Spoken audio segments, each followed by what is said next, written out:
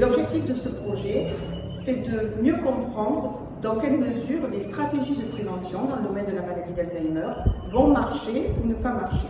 Donc, il faut savoir que quand on met en place des essais qui visent à démontrer l'effet de stratégies de prévention dans la maladie d'Alzheimer, globalement, il arrive qu'on n'arrive pas à détecter un effet et pour autant, on est quasiment persuadé que cet effet pourrait être particulièrement visible dans des sous-groupes de sujets particuliers. C'est-à-dire qu'il y a des sujets qui seraient plutôt susceptibles de bénéficier d'une stratégie de prévention par rapport à d'autres. Et notre travail, dans le cadre de ce projet, va être d'identifier ces groupes de sujets qui seront plus particulièrement susceptibles de bénéficier de cette intervention.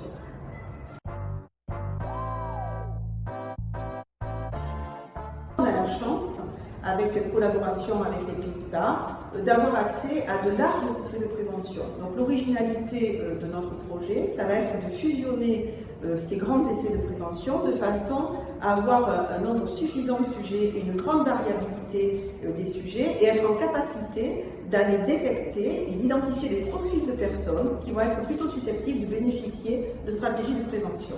Donc on va, par des moyens d'analyse statistique particuliers, identifier ces profils de sujets.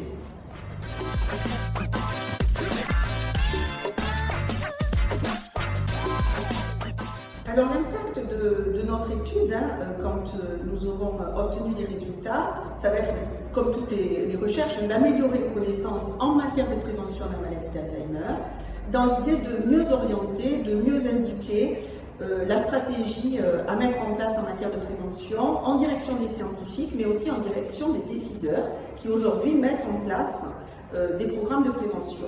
Donc à terme, nous aimerions identifier et décrire des programmes de prévention qui soient particulièrement adaptés aux besoins des personnes qui sont à risque de développer une maladie d'Alzheimer.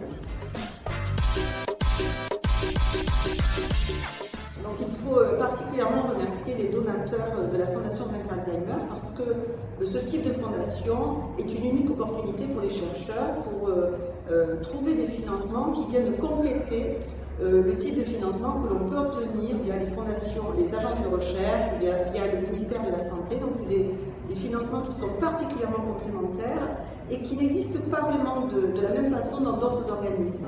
Et si je peux ajouter quelque chose, c'est l'intérêt aussi d'avoir ces recherches internationales. C'est-à-dire que grâce à cette recherche, on va pouvoir continuer les liens que nous avons avec notamment cette équipe des Pays-Bas, mais ça pourrait aussi être d'autres types de collaborations internationales. Et c'est grâce à ces collaborations internationales que le niveau de la recherche va pouvoir s'élever, notamment dans la communauté des chercheurs français.